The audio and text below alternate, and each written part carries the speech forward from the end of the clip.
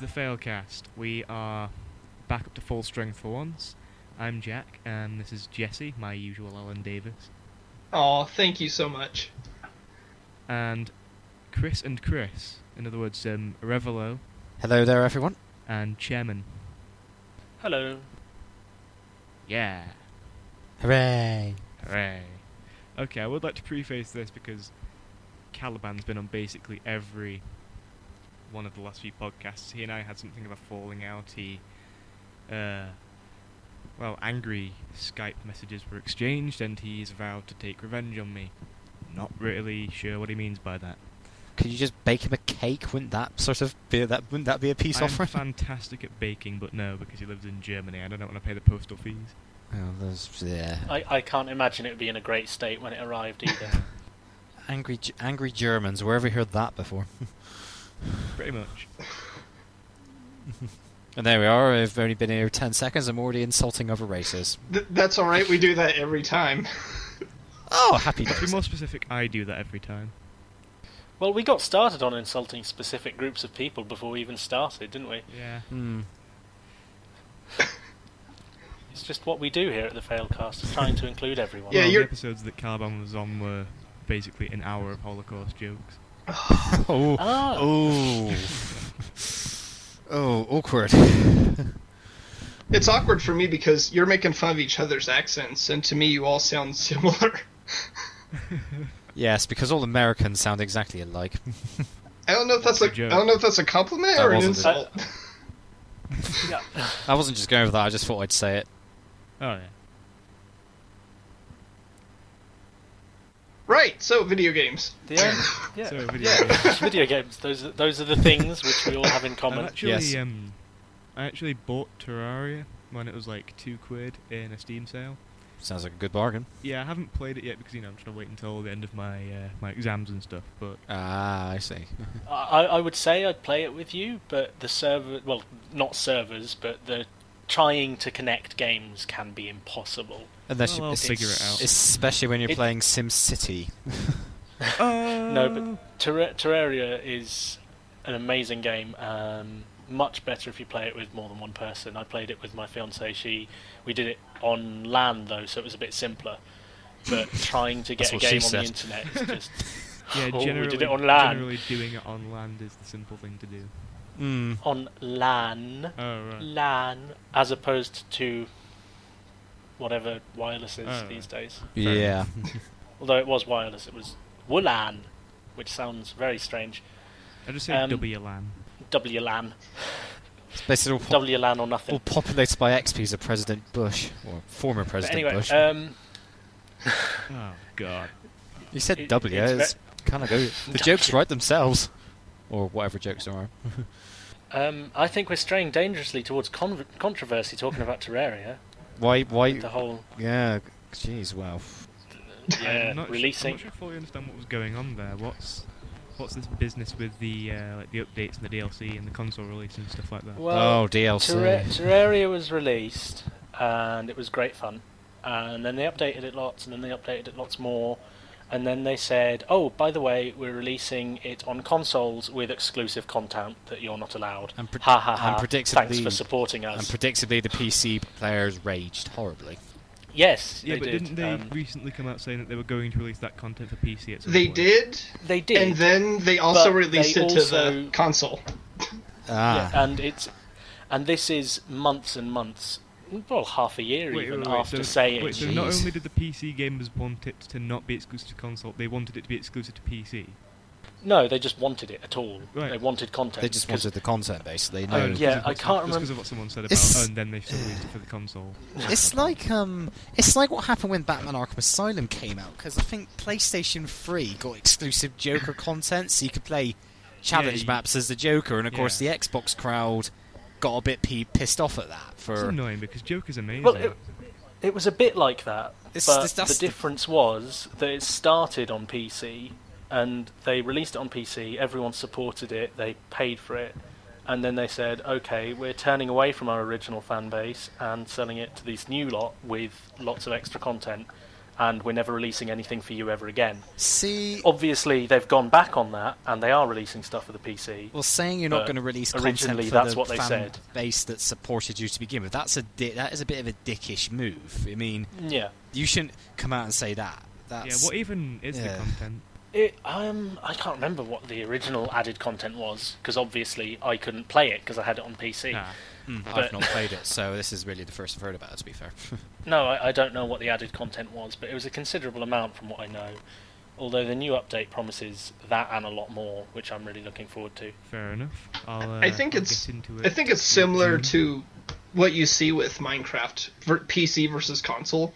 Both sides can get a little, I guess, antsy. Yes, if one side gets something before the other does, because it looks like for the PC they have way more content. But every time PC version's on a further edition than the Xbox one, that's why. Yeah. I mean, the PC version is far more advanced. But the thing is, anytime they start working on the console, there will be some people saying, well, why not give more of that attention back to the PC? And then the console people will say, well, stop giving them content and give us more. It's just sort of, I don't know, I guess no one really wins. You can't please everybody, that's the problem. Yeah. I mean, the same thing happened with the Dark Souls PC port, didn't it? Just like everyone saying, "Oh, port it to PC, port it to PC." Be careful what you wish for. The company said, "We're really shit at this. Are you sure?" People said yes. It was shit. Yeah. Problem is, that's it. PC. Problem is, that's the problem. When you do something for a specific platform, optimizing it for additional platforms can prove rather tricky. I mean, one example I'll give is Gears of War 1, because obviously that was first and foremost an Xbox game. And then they tried porting that to PC. It was laggy, it was unresponsive, it took up a hell of a lot of data, and let's just say the DRM was a bit iffy, to say the least. At least that's what I heard. I think my personal port hell is Saints Row 2 on the PC. Ooh. That was just undeniably broken. The worst thing I've ever seen. Like, worse than Big Rigs broken. Wait! You were serious there? That's a hell of a comparison. Yeah, it was like graphics weren't loading, nothing worked. It had tremendous FPS drops. It's like comparing Control-Alt-Delete to Sonichu. Anyway, carry on. Carry on. Sorry, I'm curious now. It was a mess. It was just a mess. It was completely broken, and I couldn't get past the first mission. I gave up on that eventually. I mean, obviously, on some computer somewhere, that will work fine. Yeah, naturally. But optimizing for a console is probably a hell of a lot easier than optimizing for PC, which is why... because you have all these different builds and... Oh, yeah. Yeah, exactly. Which is why this new generation will have an advantage for a while, even if people don't like the stuff they're doing. I'll tell you one funny thing about that whole Gears of War issue, so while I remember it, is when they ported it, Epic forgot to renew the certificate on the DRM for the game, so every time you tried to boot it, it would assume that the game was pirated and refused to boot after January 28th, 2009. So it doesn't work. Yeah, basically they assumed that the PC port was a pirated copy, so it would, after a certain day, it would refuse to load. That's just fix it. Over a week later, it took until early February to fix it. So, quick, yeah, I'm very, very on the ball. So, that's the problem. Now I have a question. I'm not good with hardware, so someone might be able to have to explain this to me. So, the new Xbox coming out, the new PlayStation coming out, from what I understand, they're supposed to be they're going to look more like a computer inside them, whereas before they had weird setups. Right. So if they're going to move in that direction, is that going to make it easier then to port between PC and the new consoles? Oh, not really. No. I can't imagine it will. I think the main issue with PCs is you get so many different varied setups. Not so much that the Xbox or PS3 are very different. It's just that they are different. Like if they're optimizing for a console, that's just one setting they have to test. But my PC runs, even if it has the same processor as someone else's, the graphics card will be different, the RAM will be different, everything will be different. And so even drivers or the OS could cause issues. Any tiny thing can cause pathetic little issues. Considering how the variety of PCs on standby, that could be really is a shot in the dark in some sense. Yeah. I mean, even processors with the same power but different brands could cause issues. Oh, yeah. Like, anything can cause an issue. I remember when Oblivion came out, and there was a lot of controversy on release because some of the stuff they used on graphics could only be played on specific settings. For example, a new shader program could only be played on ATI Radeon cards above a certain brand. So anyone who didn't have the compatible graphics card would basically, when it loaded up, it would be just nothing but a white screen. You had to disable the shader program to actually view what was going on the game. Just for example. Well, I mean, recently I've been looking at some new games trying to optimize the settings so they run well, and I'm using a built-in program from NVIDIA to try and optimize it, and it tells me my computer doesn't reach the recommended settings for Torchlight 2. Right. And I've been playing it on the maximum settings and it's run fine. The new Tomb Raider game as well, I'm running that on higher than medium and it's running fine. Fair and play. It's telling me I don't have the recommended specs. Oh yeah. And it's just just because it doesn't recognize them or something about my setups throwing it off. It's just, it is complicated. Yeah. And well beyond my ability to understand. Problem is, you're likely still even if it's running smoothly, you're likely still taxing your hardware more than usual. So I think it must optimize it because that's the best it can do without doing much work. I'd assume that's my guess anyway. So don't take that as the gospel. Yeah, like I was saying, I am by no means qualified to tell you all what's what about hardware. Same here. So. I'm quite good with software. I can do a bit of software here and there, but hardware's like, where do I put this? What am I doing? I finally got into well, not recently, but a few months ago, I finally got into Pokemon White. After some kind of dubiousness.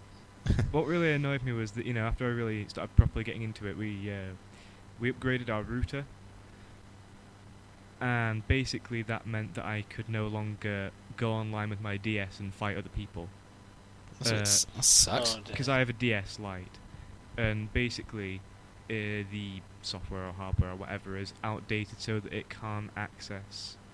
it can access WEP keys, which is like the basic security, but then it can't, can't access the more modern ones, which is what our new router now has as its security function. Okay. Which is rather annoying because I've finally got around to catching my favourite Pokemon and I can't fucking battle people with him. What's your favourite Pokemon per se? Lucario. Everyone seems to say that. He's quite a popular choice. Really? I thought Charizard and, Charizard's early generation. Lucario seems to be more of a recent ensemble dark horse. He's probably gained popularity because of Super Smash Brothers. I didn't actually... That wasn't why. I mean, I was aware of the Super Smash Brothers thing. But, I don't know. I just... this is really recent, in the last few weeks, I've just kind of been like, ooh, hey, Lucario. Smash Brothers could probably be the only thing to convince me to get one of the next generation consoles. Yeah. I'm not going to get a PS4 or a I'm probably going to grab a Xbox, 3DS or Pokemon when I'm not poor anymore. I'm probably getting an Xbox One because I place my self-worth in my gamer score, my DLC. So. Although although I suppose that's kind of redundant if it's not got backwards compatibility. Yeah. So I don't really know why I'm complaining, to be honest. Well, you're supposed to keep your gamer score though. I'd imagine they keep your account and all, but why would they not include backwards compatibility there? Well, it's... I mean, especially... As I said, I'm not a hardware expert, but if it's going to be a completely different system, built internally, it's not going to be able to recognize games the same way. They have to emulate it. And so I guess it's not... They can't just carry over. You can't take the same disc and put it in the new one, because it won't be able to read it. Well, actually, that's what the PS3... did was they, on PS3 it changed to Blu-ray, but you could get a model of the PS3 that was backwards compatible. Yeah, they had two models, didn't they?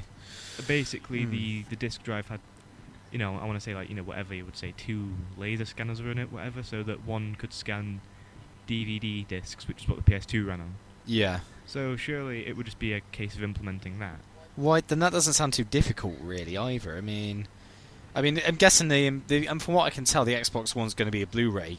Is going to be playing Blu-ray style discs. So haven't actually watched much of the launch. All I'm hearing is all the fallout from the news, but of course, I was thinking of getting a Blu-ray player anyway, so maybe the Xbox One might be the way to go. It's not even that it's backwards compatible, but for me it's just the you have to activate your games and stuff. It's ridiculous. I'm just not interested. It's like the next console generation. It's not that they're particularly bad. Yeah, I'm not fond of the DRM. Yeah, I'd like backwards compatibility. But I've got my computer. I can play just about anything on that. Exclusives, maybe they'll release something that I really must have, but I cannot imagine there would be any 1 or 2 games that would make me go, I must have it. Yeah, I can see. PS3, there was the Metal Gear Solid series that I really wanted, and that was one game, which I ended up just playing around with friends. Xbox, I honestly... Halo, yeah. Whoop-de fucking do by now. Halo was my first choice. After Halo 2, I just didn't care. Halo 2 was still good, the best campaign. Halo 2... No, I was Halo 3 for me. I mean, Halo 2, the problem was they had to rush it out, so we didn't get an ending, which isn't really Bungie's fault. They were told they had to do it by this date, and I think the game suffered for it, really, which is a shame, because it was... Apart from the Jackal snipers on Legendary. Ugh. Yeah, but I mean, the bulk of the campaign is absolutely amazing. Yeah, that's cracking. Oh, it's brilliant. What exclusives were there? I mean, there was... Heavy Rain was a PS3 exclusive. Well, Gears of War started out as an exclusive. So did Mass Effect. Well, no, that was a PC one as well, so that's... I suppose you could say exclusive to Microsoft's products, but... Yeah. Obviously it came out on PS3 later on anyway, so at least the second two did. And I don't know what other exclusives were there. Obviously Halo. Well, no, that was also PC too. So, with the new Xbox though, it's just I have an Xbox Slim, and I don't feel like I need to get a new one. I can wait several more years with the big library that I already have. And so what will... there are a bunch of 360 games that just kind of pass me by, so I guess I'll just be picking those up over the next few years. And what will likely happen is, like with the Xbox I have, I'll wait a couple years. I'll let them figure out any hardware kinks that they find. I'll let them figure out any software kinks that they find. That's why I'm not getting one initially, because the Red Ring of Death scenario, I'd rather give it a year to iron out the flaws. And I'll wait until the games, the games come out, let them lose some value. They'll be a little more affordable. Because, they have a starting lineup of 15 games, but at $60 a piece, you're looking at, like, what, $900 if you wanted the whole library? Yeah. It's like, no, I'm not. I'm going to wait a couple years and play the games I already have. Yeah, but they are doing that thing to stamp out the used gaming thing, aren't they? They're trying to. You have to make. And the thing is, I just, like, this weekend, I played Halo 3 with my friend. There's still a lot of people on multiplayer. So there's no rush for me now to get a new system. It's ironic, really, that they've announced all this when GTA 5 is coming out in a few months' time, and it won't be compatible on an Xbox One. That's going to be that's a bit of a nice. That's some great marketing there. Did not think that one through. I don't imagine it'll be as much a problem because these are the consoles. These are the ones everyone and their dad will get. But with the handhelds, I'm so sad about the PS Vita just being neglected. I wish people had bought it, because now we've got this horrible... I've got one and I love it so much. It's actually really good. It's an amazing device, but now we've got this paradox where nobody makes games for it, so nobody buys it, so nobody makes games for it, I'm going to get Persona 4 Gold when I get some more money. But I've got that and I love it. Got to remember, Nintendo's been the juggernaut of handheld consoles since the early 90s, so I know even if the PS Vita is good hardware, you're still going up against freaking Nintendo. I do admit, I kind of wish I'd gotten a 3DS instead at the time, though. I got a PSP, and I wound up just getting bored of it after a year, so... The only good game on that was Monster Hunter. That was my favourite game. Did any of you ever play the Dragon Ball Z, No. Oh, come on. Instantly no. Oh, well, good. There, mate. My biggest problem with the PS Vita is that its PS1 Classic store is seriously gimped in Europe. Well, in what way? Not really... What's wrong with it? It's got none of the games that America has. They have so many good games comparatively. I saw some like that. Yeah, it seems like the library is very underwhelming, which I find sad because that would have convinced me to buy one. I mean, G-Police, Warzone 2100 and all that, or Final Fantasy 7, have it for a big nostalgia trip. I mean, you could hardly do worse. There are some good library games on there. There's Resident Evil 3. There is Final Fantasy 7, I think. Yeah. But then, there are loads of games that, I mean, probably don't matter to other people, but I really wanted to play Future Cop LAPD. Oh, Future Cop. That was a cracker. Yeah, good man. Because I mean, I wanted to get on my Vita. When I was a kid, I played the demo of that again and again, and I never actually got the full game. So. Medieval, Crash Bandicoot 3, yeah, hell, all the Crash Bandicoot games, Spyro the Dragon, all of that. I got Crash Bandicoot 3 on my Vita. To be fair, it wouldn't exactly be hard to find an emulator for anything, really. I mean, I've got a Game Boy Color emulator on my tablet. I play classic Pokemon Silver on it, so... I'll be honest, on my Kindle, I'm playing Cyborg Justice on my Genesis emulator, and I'm playing, Final Fantasy 6, and I'm playing Chrono Trigger. Do you know what I would like on the Vita? Go on. Dino Crisis. Oh... But with tablets, I guess portables themselves are almost completely obsolete. I mean, I can play Super Mario 64 on my Kindle Fire. Yeah, I've got Mega Man 2 and Mega Man X on my iPod. Ah, exactly. Why do we even need these handhelds anymore? I mean, I do love them. Well, I guess it's because, with things like the Vita and Persona 4, Vita, Persona 4 Gold, and it can just run much more powerful games than, say, the iPod can, because it's, yeah, but I mean, Apple are bloody tanking anyway. Because all the examples that we've given so far for stuff that you can emulate, it's nostalgia trip stuff that Okay, yeah, it is limited because obviously they have to emulate, and I mean even for proper desktops, there's no good PS2 emulators or anything. No. I mean, I know there is one like PSXE or something like that, and it's something like that. I don't care. If you want, it's just we're buggy not meant to and glitchy. plug emulation on an escapist branded thing.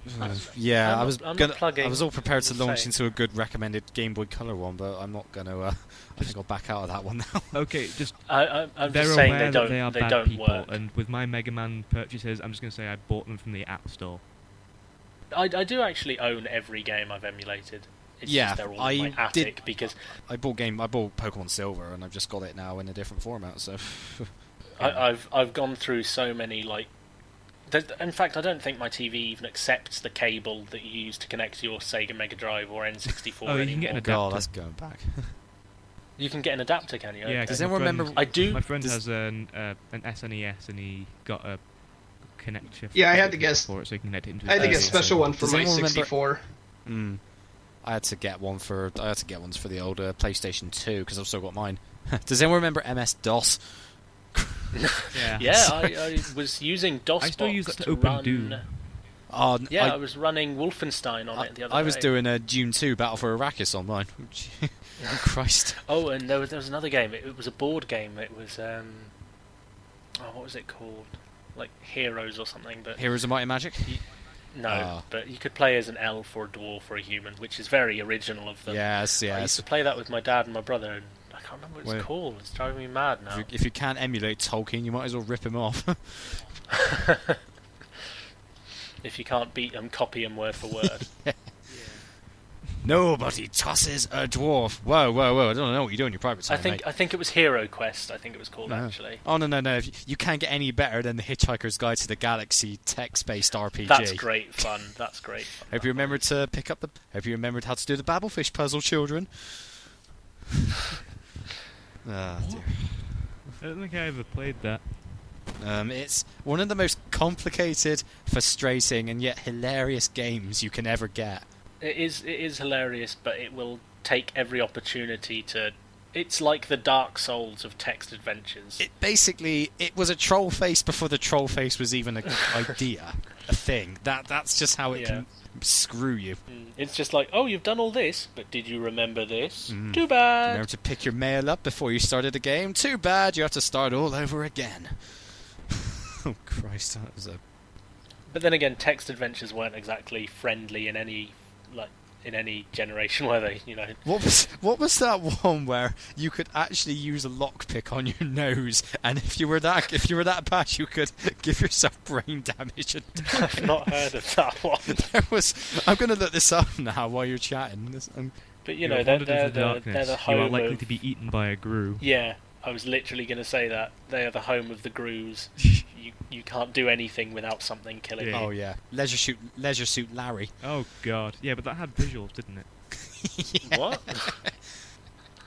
I've heard so much about it in that I've heard nothing about it. I've just heard the name in sort of hushed tones. Leisure Suit What Larry. is Leisure Suit Larry? I who had wants it to on my explain old this? computer, Oh, but it was an old I'll computer, and I field was this one. really young, so I don't remember. Basically, I think it was an old computer, yeah, guys. basically it's a computer game where it's one of those ones where, you know, there are visuals and like, you know, they're 8-bit or 16-bit or whatever, but you type in commands, Right. and basically the game is about Larry, who is a 40-year-old virgin who lives in his mother's basement, who then decides for his 40th birthday he's going to go out and try and lose his virginity. Hilarity ensues. Yeah, basically it's him going to, like, you know, a really seedy district on a night out kind of thing, and you have a timer to, you know, try and impress, you know, one of the women by, you know, buying them gifts and shit. And if the timer runs out and you haven't had sex, then he commits suicide. I've seen like, were there modern versions? Yeah, There are. It evolved into a series. It's not, the modern ones aren't really worth writing home about, but the classic ones are. Oh, that game was on. Is it? Go on. Please tell me it's more of a comedy thing. Yeah, it is. Yeah, It's yeah, more it's of a comedy. Okay. You're essentially playing this 40-year-old balding midget trying to do his end away with various beautiful women, and let's just say things could go horribly, horribly wrong. I mean, if you so for example, you could get killed by a taxi if you were too hasty in crossing the road. What did you type in? Look left or Yeah, stop, look, listen? if you essentially walked without looking, you get flattened by a taxi. Oh, that game I was on about was Quest for Glory, by the way. If you're essentially, if your lockpick skill was too low and you tried picking your nose, you would just wedge it up into your brain. Oh god. Shame they've died out, really, because we obviously didn't have graphics. The dev team could be really creative with the story, and you know, anything could happen. You still get the same thing in tabletop RPGs, though, which is part of why they're so fun. But it's like when I played Dungeons and Dragons, and because I rolled a 20 on my charm skill, my paladin had sex with the Raven Queen. Wait, what? My DM was a dick. I essentially said, I'm going to roll to charm. I might have said seduce, but yeah, I just essentially rolled the charm. Natural 20 pops up. Yeah. So he decided you were a little too successful? Yeah. The one time you didn't want a natural 20 pop up. Yeah.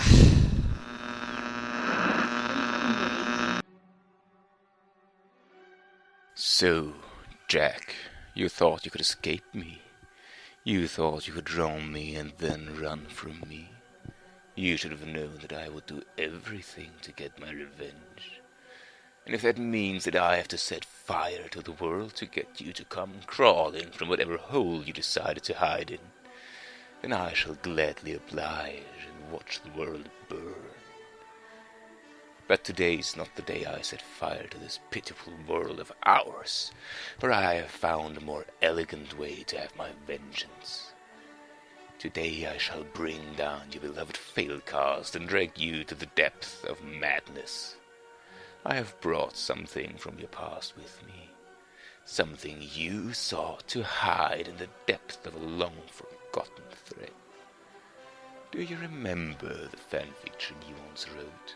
Crossing, Recess, and the Clockwork Orange? Well, I sure do. So enjoy the power of teamwork. The relentless spring sun beat down on their backs as TJ and the others made their way down the street. It was unnaturally hot for May, and they were all feeling it. If they were sweating, however, it wasn't entirely due to the weather.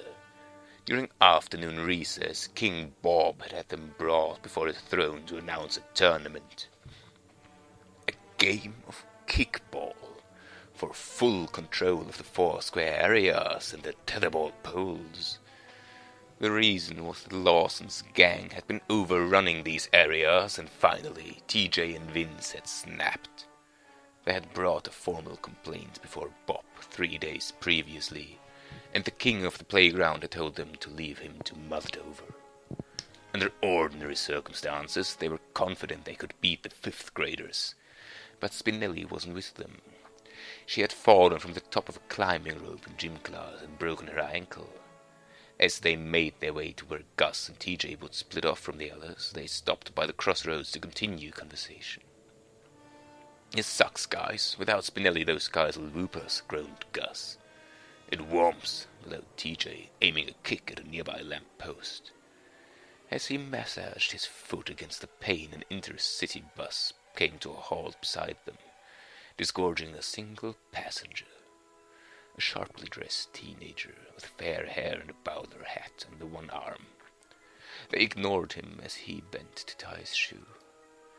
"It does seem a little bit biased that King Bob would hold the game right when Spinelli can't play for us," said Gretchen, putting her glasses up her nose, calmly. "What's biased mean?" piped up Gus, but Vince overrode him. "What we need is a way to even the odds." "What, like another player?" Gretchen replied introspectively. TJ nodded. "Yeah, or a way to bring him down a peg." Vince shrugged. "Yeah, but I'm not sure we can do anything on short notice like this. Nothing that has a chance of working anyway." Mikey got in at this point. "Guys, honestly, we might as well wait and face the music. Go bravely to our fate. Honorably." "You read too much poetry," TJ shot back. "Whatever. See you guys tomorrow." A couple of hours later, TJ was playing video games after dinner, with that day's calculus homework safely deposited in his waste paper bin. He was just about to beat the high score Vince had set on his game when there was a rapping on his door. Pausing, he got to his feet and opened it. His mother stood there with a bemused look on her face. "Theodore, there's a rather polite young British man here to see you." Immediately, TJ was swept away by visions of finally being recruited into some sort of government agency to train as a spy. "Tender, send him up, Mom." He was quite taken aback when a moment later the same guy from the bus stop stepped into his room. Striding past TJ, the boy sat demurely down on the end of his bed. "Sir, who are you?" asked TJ, scratching his head, baffled. "Oh, nobody important, me good Droog, but as a matter of fact, me name's Alex." What did you... Who cares? What do you want, Alex?" "I couldn't help overhear the conversation you and those other ragamuffins were having at the bus stop there. Seems like you're in a spot of trouble." "Oh yeah, Spinelli's hurt she can't play and we're gonna lose control of half the playground. Lawson and his buddies are going to ruin races for everyone." "I must be a right good bin if she makes all the difference." What?" No matter. I'm here to assist you and your droogs." "What, like you wanna play kickball?" "Oh no, I'm more interested in helping you with the other solution to your problem, mate." So this strange English guy wanted to help TJ pull a prank on Lawson. Strange. "Why?" he asked, utterly lost. "I'm a bit bored, me, and this sounds like a bit of a guff, so would you and your compatriots like my help, or not?" TJ hesitated, but then replied, "Sure, things can't get any worse." "Oh, how wrong you are," Alex replied, a warped expression flitting across his features, somewhere between a smile and a grimace. He was leaving, bowing his way out of the door. When Alex got back into the street outside of TJ's house, he made a beeline for the nearest phone booth. Slotting in the quarter he'd snatched from the boy's bedside, he dialed the Motel 6 where his droogs were staying. He had plenty of cutter, but it was always good to nick a bit. If the brat realized, he could consider it Alex's fee. The ringing stopped. Georgie picked up. "Aye, Georgie, it's me." Boss, how's things?" "Fan-fucking-tastic. Found us a bit of fun." "Oh, tell me then." "Just be outside 3rd Street School tomorrow afternoon, my friend." The next day at 3rd Street, the recess gang were lounging by the school's outer wall. Vince was bouncing a baseball off a wall and catching it on the rebound with impatience. "The game's in half an hour, Teach. Where the heck is this guy?" "I don't know. I kinda hope he shows up at the same time. I don't know." At that moment, almost like the discussion had summoned him, Alex hoisted himself over the wall with such energy he practically flew over.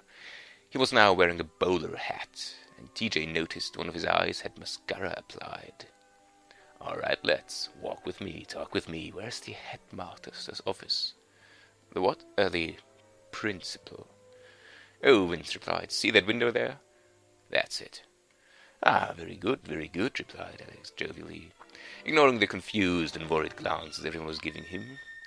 As they walked, Alex stretched a hand into the air and swept it twice towards the window Vince had pointed out. What are you doing? Asked Gus. Ah, just stretching, mate, just stretching. Mind showing us around while we wait? You and who else? You said us. For a brief moment, Alex's eyes narrowed. Then he smiled, squeezing Gus's shoulder, and said quite cheerily, Don't be smart with me, lad. Gus gave a squeak, and TJ noticed as they walked Alex towards the jungle gym that Gus was rubbing his shoulder. They made the tour quick, but even so it consumed 20 minutes out of the half an hour. They showed him King Bob's throne, the wall separating them from the kindergarteners, and various other things. It took them an age to prise Alex away from the disarmed cannon that they mostly ignored throughout their time. After all of this, they were getting quite impatient. Eventually, TJ asked, So, are you going to tell us what your plan is? Just wait, young Droog. Just wait.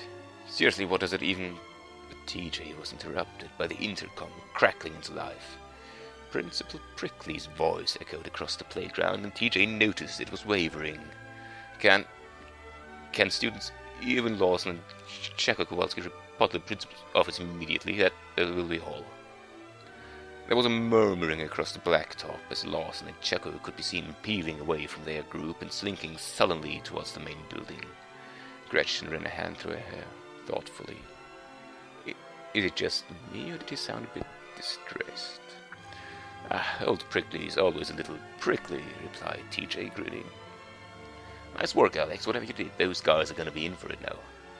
Oh, that they will, young Theodore. That they will. Pete took his thumb off the intercom's button, and Georgie took the butcher's knife from Prickly's throat. Georgie grinned at him. Very nice job, Prickface. Very nice job.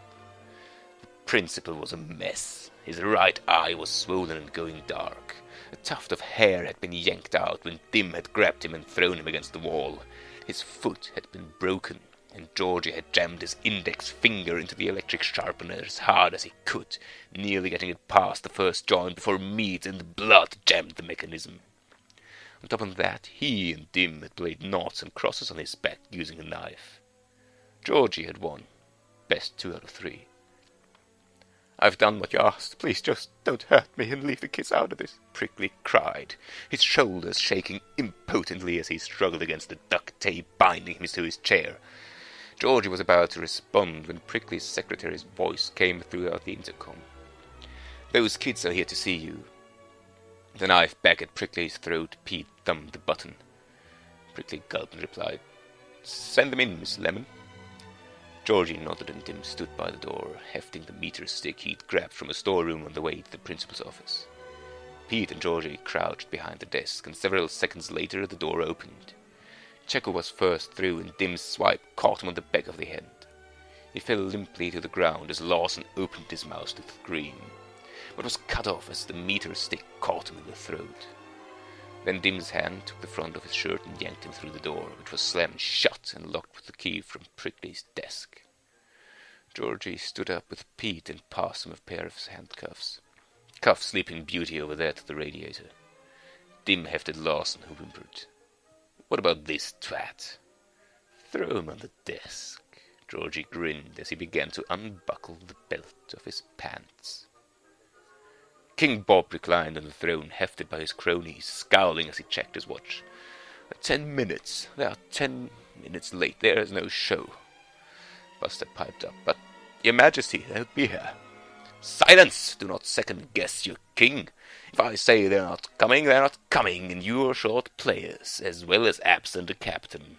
By my decree, your game is forfeit. He turned to TJ and the others. Detweiler, you win. Congratulations. Control rights to the 4-square area and the tetherball poles are yours. And second priority to my own, of course. TJ bowed. Thanks, King Bob. Straightening up, he turned to Alex as they walked away. Nice one, man. You really came through. Oh, I did, didn't I? He replied, grinning gleefully. Well, young Theodore, I shall take my leave. All right, see you around, I guess. Oh, you'll be seeing me very soon, TJ. I really should meet this Spinelli girl. She sounds enigmatic. With that, he turned and walked down the path to the gate, turned right and headed towards the bus stop, pausing as 3 other teenagers joined him. Just before they vanished from sight, he turned to TJ just as Miss Finster burst through the double doors out of the school and shouted, loud enough to carry well across the playground, "Excellent working with you, Mr. Detweiler. That was an excellent plan of yours, and it worked perfectly." Then he was gone. TJ gave the others a puzzled look and then broke into a grin. "Yeah," he announced loudly, "my plan went off without a hitch." Just that moment, sirens cut through the air as several squad cars barreled into the school's parking lot.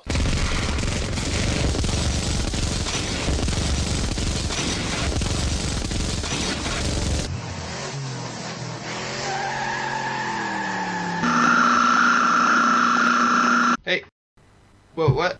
What? Yeah, what the fuck just happened Oh there? no, it's What weird. happened? Yeah, that was odd.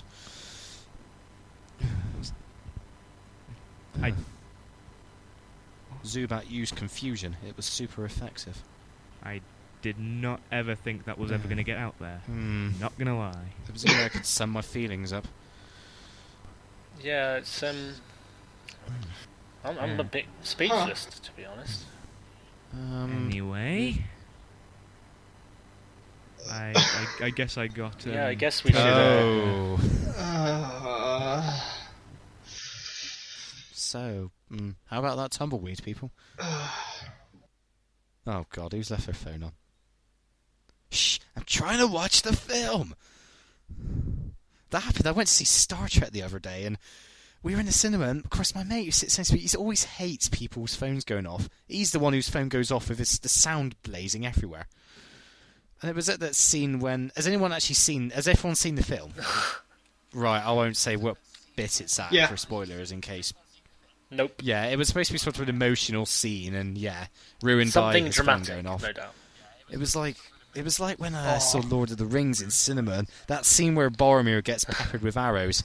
On the third hour that went in, obviously you might be quite welled up by it because it's Sean Bean dying as always, and of course somebody in the cinema yells out 180. I know. What? Yeah, killed all tension in that rather quickly.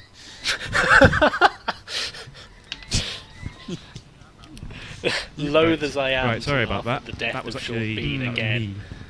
That is Has everyone quite seen clever. Death Reel? It was Caliban. That.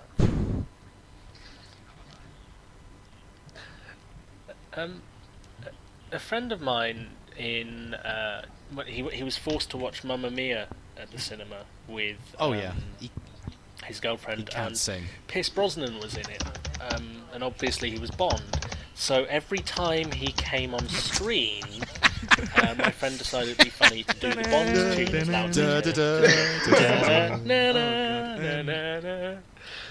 Anyway, what I was going to say on the topic of things was taking a gap year to write a novel, and basically one of the characters is Death, and I wanted to have a scene where, Death's kind of alone with his thoughts, and he goes, "Oh, sometimes I just get kind of fed up with this. I'm reaping souls and everything. Sometimes I just feel like the only person I'm really reaping is myself."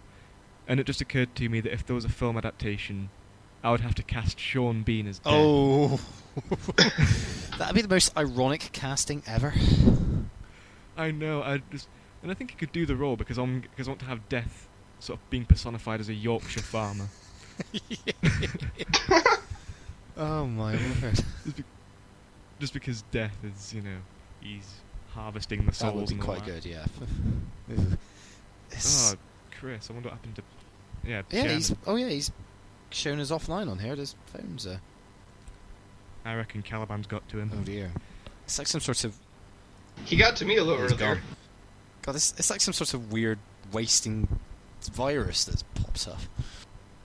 It's like something's coming after us one by one. Great. Yeah.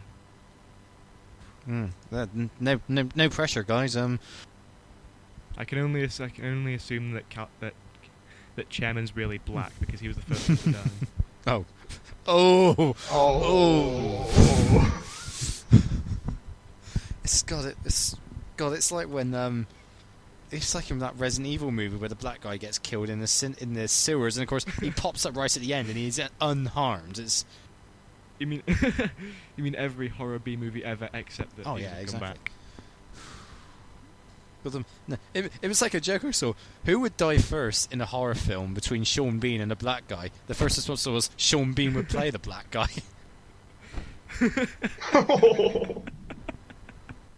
Oh god. Oh Jesus, that's.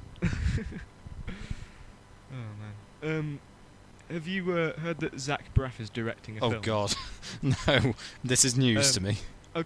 Okay, no, but for the advertisement, they did a thing where Hooch from Scrubs comes to Zach Braff's house. Yeah. You know, Hooch, yeah, I the know crazy one. And he knocks on the door, and Zach's like, "Oh, hey, Hooch, I see they released you from the asylum." And he's like, "What?" Oh, yeah, released. And basically, he's like, "Oh, I'm here to audition for a role," and he's brought sheet music because he plans to sing for the role or something. He's like, "Oh, well, there's only one role I've got in the film that would suit you, and I already gave it to someone." "Oh, who did you give it to?" "Donald Faison." He was the guy. Oh god. and he's like, "Oh, I see. Where does Donald Faison live?" And he's like, "Oh, 2 doors down." He's like, "Right. I'm gonna go take care of this. Hold my sheet music." Oh god.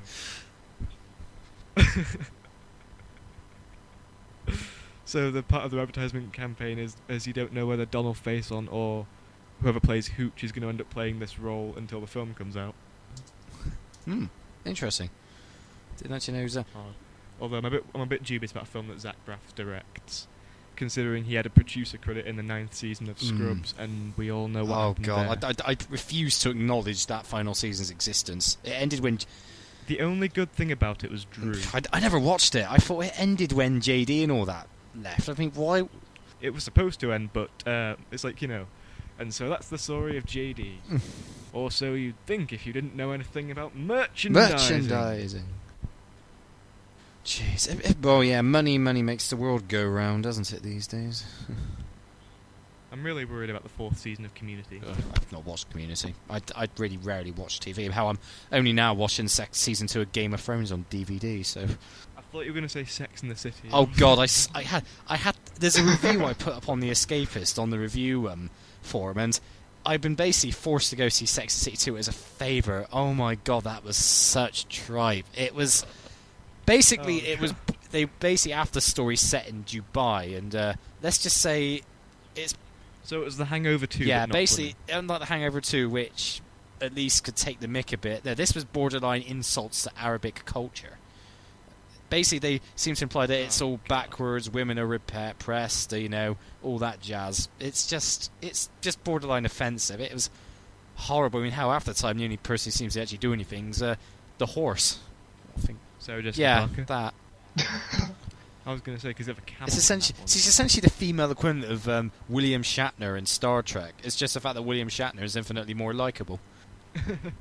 I think, though, if it's a choice between the Star Trek cast, my favourite is definitely George It's Takei. okay to be Takei.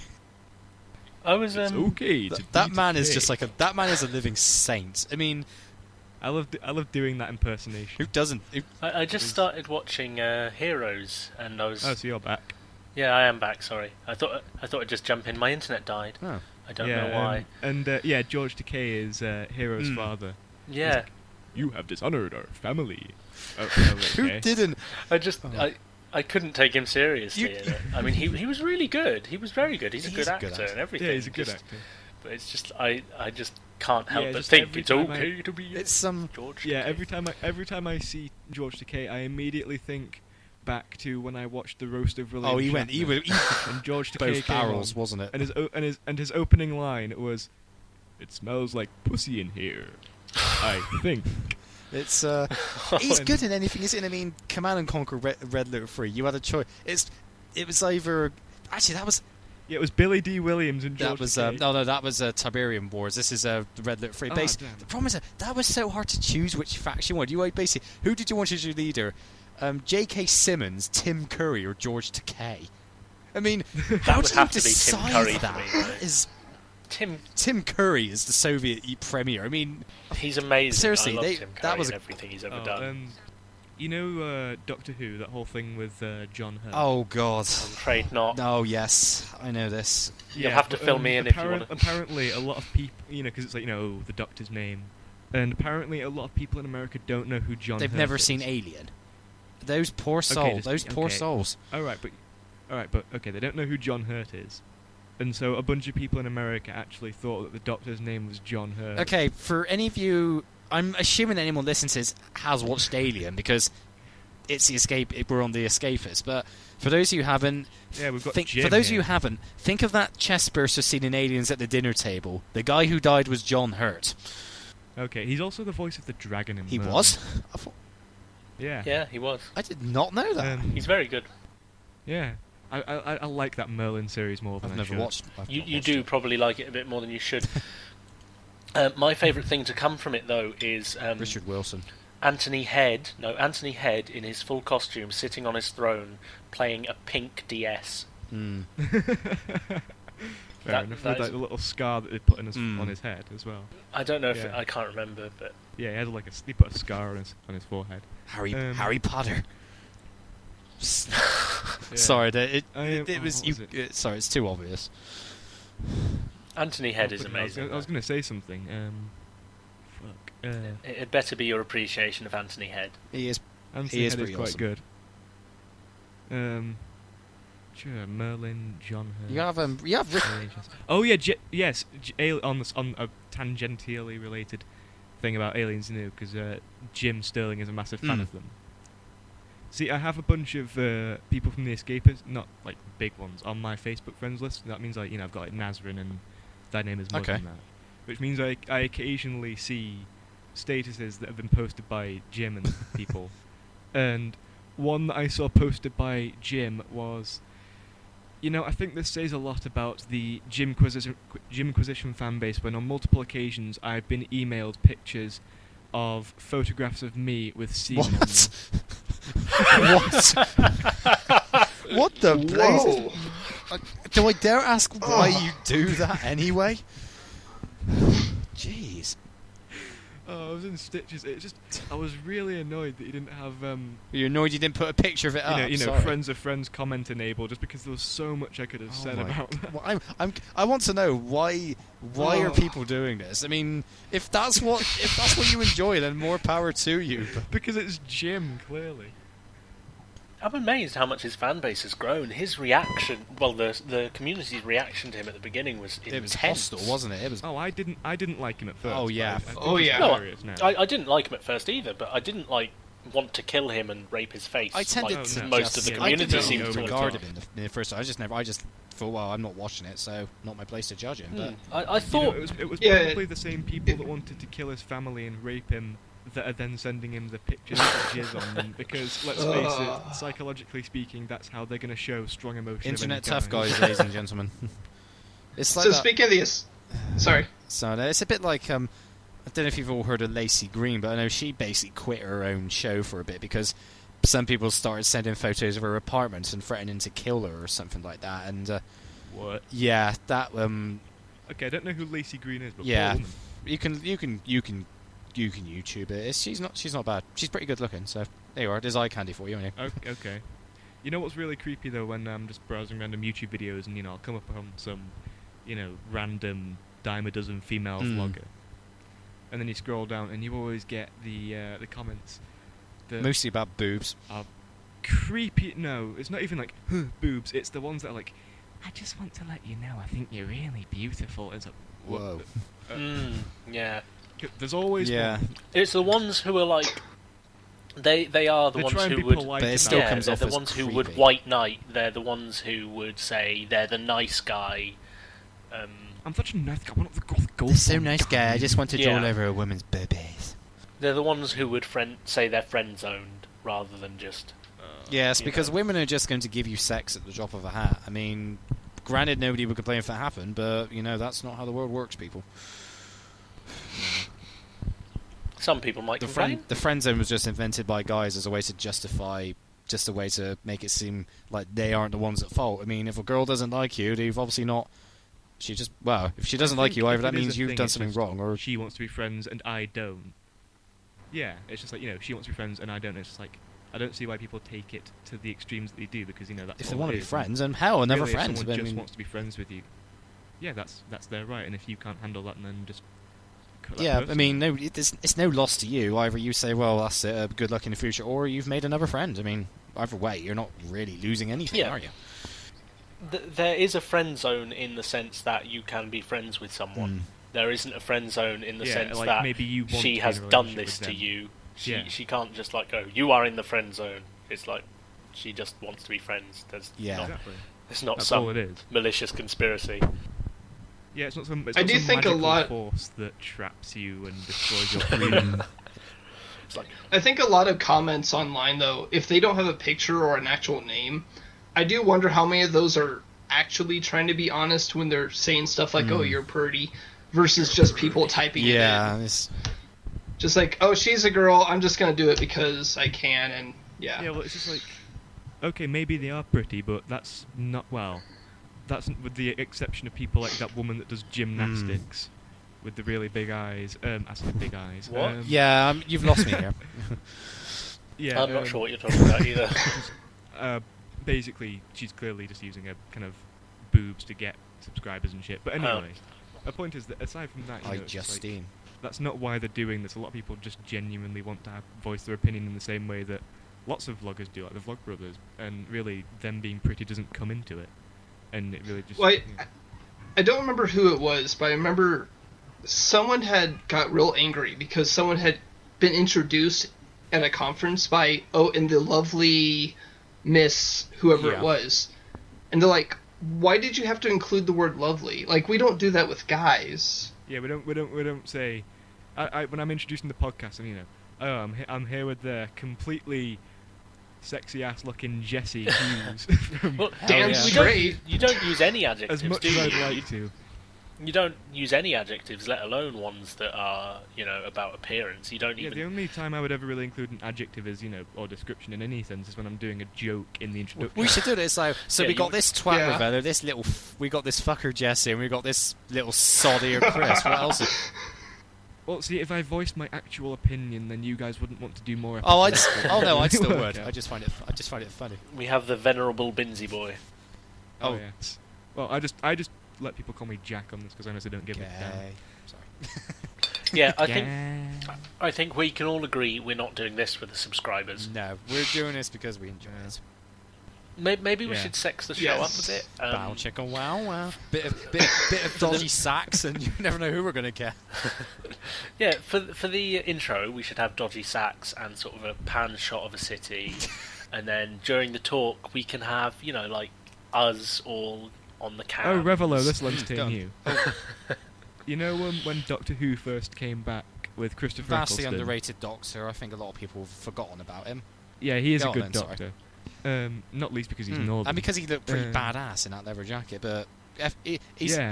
anyway, the point is that when that first came back, there was also a porn version called Doctor Screw. I've heard of porn versions of Doctor Who involving Daleks, so that kind of doesn't surprise me. I haven't looked into it, but I assume that he would have a sonic vibrator. Do you remember that? Do you know what I'm glad I don't watch it. Do you remember that Doctor Who and the Curse of Fatal Death? The one written by Stephen Moffat for Comic Relief back in the 90s.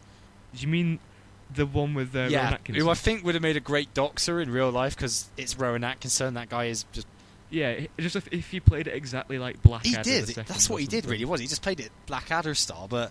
At the very end, when he morphs into Joanna Lumley, she just comments on how the sonic screwdriver now has 3 settings, so it probably doesn't... That's probably not far off, really. That was the first time I ever watched Doctor Who, was The Curse of Fatal Death. Initially, I thought it was just a comedy. I mean, in general, not just for the Comic Relief special. Yeah, you were like, oh, I should watch more of this, it's hilarious. And then they're just running around in the London Quarry. Just being like, serious. Because that's what we used to do when they were like, yeah, we're on another planet. We're going to go. I remember Peter Davison sort of drew attention to that a few times. And then they stopped doing that for a while. But I did love when they brought the Master back in David Tennant's second series. They used the London Quarry for that desolate planet. Do you know, again, it's similar to how I feel that Eccleston's been overshadowed by Tennant. Does anyone think that... I know John Sim was brilliant, don't get me wrong, but does anyone think Derek Jacobi would have also been a great Master? Because Derek Jacobi obviously feels like that kindly old man, but when he became the Master again, he became so sinister. It was creepy. I wonder if Derek Jacobi could have been also a good Master in his own right with more screen time. Well, not just died after like 30 seconds of screen time. I've seen very little of Doctor Who, but I saw the guy who played the Master in the David Tennant series, and I thought he was really John good. Sim was brilliant. He basically just hammed it up for the whole thing, but he damned if he didn't do it well. That's what made him good. Well, yeah, it was like you could tell that the Master was kind of very insane. goofy. He was a good foil to Tennant. I wasn't fond of Tennant, though, is what I was going to say. I rather liked him. I never got... people acted like he was the next super actor who would be everything and anything, and yet it's like he seems to have quite a limited range, and Doctor Who isn't exactly a place for him to stretch his acting skills. Although I'm tempted to watch Hamlet, because apparently he's very good. Yeah, he was good in also Prisoner of Azkaban. Barty Crouch Jr. Goblet of Fire. Barty Crouch Jr. Oh, yeah, he was quite an opposite role to the Doctor, and he pulled it off very well. He pulled it off quite well. It was, it's kind of ironic that he acted alongside Roger Lloyd Pack in that as Roger Lloyd Pack's son, because obviously he fought him again as the Cyber Controller in Doctor Who a couple of years later. Yeah, I think though the Doctor Who thing becomes a bit more impressive when you note that he is actually very Scottish. Roger Lloyd Pack, actually, he used to do poetry readings at a theatre where I live. Because everyone knows him for Trigger, don't they? And so yeah, my mum actually interviewed him a couple of times. Apparently, he's a really nice guy. He's meant to be pretty good. I've not actually. Random facts for you. No. Apparently, he absolutely loves poetry, which is weird. I know Craig Charles of Red Dwarf fame was a big poet, because here's a funny fact. He initially did professional football for Tranmere Rovers, and then until an injury forced him to. He also had a cocaine addiction. I was going to go with cocaine and prostitutes. But well, that was. I think that's more what he's known for. That was partially why I read there was that huge gap between Red Dwarf 6 and 7, because he got into a lot of legal troubles. The rumor had it he got jailed for assaulting a prostitute or for some sort of assault, and that's partially why season 7 I find that funny took so long to come out. And of course, the new series, I'm very happy with the new series, despite their age. Back what was it? Back to Earth. Or that was terrible. The one joke I liked in that was when they wandered onto this. The only joke I liked in that is when they wandered onto the Coronation Street set. And they went into that shop and started trying to imitate Northern accent. That was that, and the bit where the Russian hologram pops up a rimmer, pushes her into a bus. Yeah. If you want to Back to Earth, get the DVD, watch the director's cut, because it becomes just they change it into one episode, and they cut out a lot of the extraneous scenes. They really tighten the pacing. The director's cut is a far superior version. That's what I felt was bad about it. It was like it was so slow. The jokes were few and far between because they had to stretch it out to 3 episodes at 3 minutes. No, watch the director's version, because they cut about 10-15 minutes of scenes, and it's a far tighter, better paced, and it's funnier really, because obviously it's not building up for so long. So I know that Red Dwarf isn't, particularly hinging on its gripping plot lines. Doesn't need to. Its continuity is absolutely amazing, let me tell you. There's some wonderful plot holes. They don't care though, do they? That's part of the charm. No, but one thing that annoyed me more than it should have was when I was watching the new series, and there was that episode with Rimmer's brother, and it turned out he was as big a fraud as Rimmer. I thought the ending was great when he said, "I lied. I only had one Porsche." I thought that was a great episode to start off with. Yeah, I just didn't quite like that.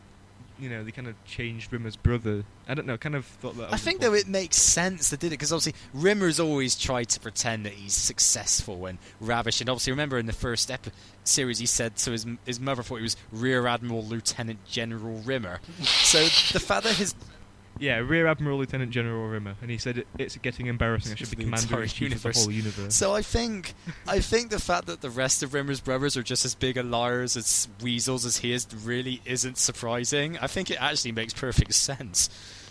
My favourite thing about this new series, though, is it has stuff that you really, really remember. Like the first 4 or 5 series had some great stuff. Season 6, I think season 6 that you can just call from memory and laugh about. Oh yeah. Which was 6? Gunman of the Apocalypse was in 6, and if six had some great ones as well. Just 7 and 8. Then 7 and 8 were just. There's nothing that I can call to mind and go, oh yeah, that was amazing. But then you've got I think Better Than Life in the second series was an amazing episode. Better Than Life is great. But then you've got things like Better Than Life. You've got Quarantine, which is my favourite. Smeared with jam and we're about to be eaten by killer ants. Why? Why not? I actually have a Mr. Flibble. I'd love to have a Mr. Flibble. He's very cross. My brother got it for me for my birthday because I'm such a massive Red Dwarf. Oh, I've got all the DVDs, so I'm unashamedly a Red Dwarf fan. Even Series 7 and 8. I've got all the DVDs and some of the VHSs, including Smegops. I love Smegops. Yeah, I'm way too into Red Dwarf, but my favourite thing about the new series is it has stuff like that you can remember, like the whole episode with Jesus. Oh, God. And then they're like, but you're Jesus of Nazareth. No, I'm... Oh.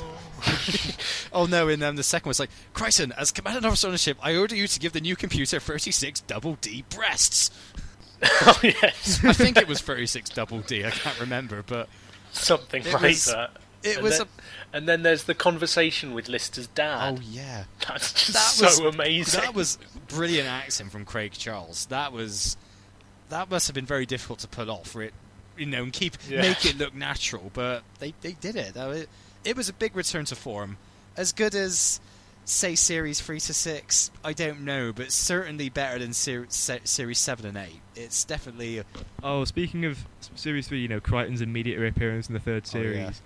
Yeah. The reverse episode. Backward. Have any of you ever seen Backwards played forwards? Yeah, I've got it on my DVD. It's brilliant. Oh, no, I haven't seen it. Is good. The bit when their manager comes in and basically rants in Backwards about how they've been fired for starting a bar fight? Yeah, he's actually saying about how, it's not me going to rant about your trouble. No, I'm actually ranting at the poor bastard who's had the time to take this recording, turn it round, and figure out what the hell I'm saying. You must have no life whatsoever. Anyway, your act's rubbish. Bollocks to you. There's a lot of funny stuff if you turn it round. Seriously, if you got it on DVD, it's a featurette. So yeah, there's quite a lot of featurettes in the DVD. That's one of the good things about it. They really made effort on the extras. I mean, in one of the series, there's even like I can't remember what he's called. The Justice guy. He has a gauntlet that they end up stealing. The Inquisitor. Yeah, I don't remember his name. The Inquisitor. Yeah. In one of them, on the menu select, there's a Inquisitor gauntlet, and if you put in Gamma Delta 145, it unlocks a little secret area in it as well. And I can't remember what's in it. It's been such a long time. But it's just cool that you've got little featurettes like that where you'll only get it if you've actually watched it and stuff like that. Do you remember? I can't remember what series it was partway through, but I think there was the episode where they got the matter paddle. Yeah. And then and then there was Waxworld was amazing. Yeah, we'll just ignore. And it was like we'll just ignore that. And then they get the time travel, and then from then on they just kind of like really casually. Oh yeah, by the way, we can travel in time whenever we want. Oh yeah. Like, because they get the time. And then of course they basically just travel back in time, but because they haven't got a fast and light drive, they just travel back to the same point in space 3 million years ago. They just kind of skip out on that because later on they go back to Francisco, Earth 1960. Oh yeah, the Kennedy assassination, or 1963 or something. Yeah, I love that. Just the fact that they make Kennedy his own assassin. Well, there's one. That's the best conspiracy. There's theory. one memorable moment from Series 7 at the very least: the Kennedy assassinating himself. Was that in 7, really? That was in 7. That was the first episode of 7. Right before Rimmer disappeared from... I'm a big Stephen King fan. That's it. Yeah, Tika to Ride. I'm a big Stephen King fan. And basically one of his books is called 11/22/63. I've the date of the heard Kennedy of it, assassination. And it's all about this guy. He goes back to like the late 50s and has to wait years to try and stop the Kennedy assassination. And all through that thing, you know, while he was researching Lee Harvey Oswald and all that crap, I just kept thinking of bits from that episode. That would kind of put a damper on a serious book. Yeah, it was like a, oh my god, okay, so he's going to be in the Texas Book Depository. We appear to be in the Texas Book Depository. Then I was just imagining the main character of this novel walking in to see the guys from Red Dwarf playing cards, being like, decorators, try up on the 4th floor. Okay. And of course, and that obviously means that Oswald hasn't got the angle to assassinate him to begin with. So. Yeah. Anyway, this has been about an hour now, so let's wrap done up. quite well, haven't we? I hope I haven't interrupted too often. Alright. Stop your recording whenever. Alright. Well, before we leave, just want to remind everyone, we do have a Facebook CommuniCast page. Yeah, and we've got and a Twitter account. Sky14 has, made a Twitter for us. Which I now have the password to. Woo! Yes! So information on where to find that will be below this cast. If I remember. If you just look down. Hopefully. Yeah. If not, it won't be there, and Right. Just ask us on The Escapist. Yeah, right, well, see you guys. This is an hour of your life you'll never get back.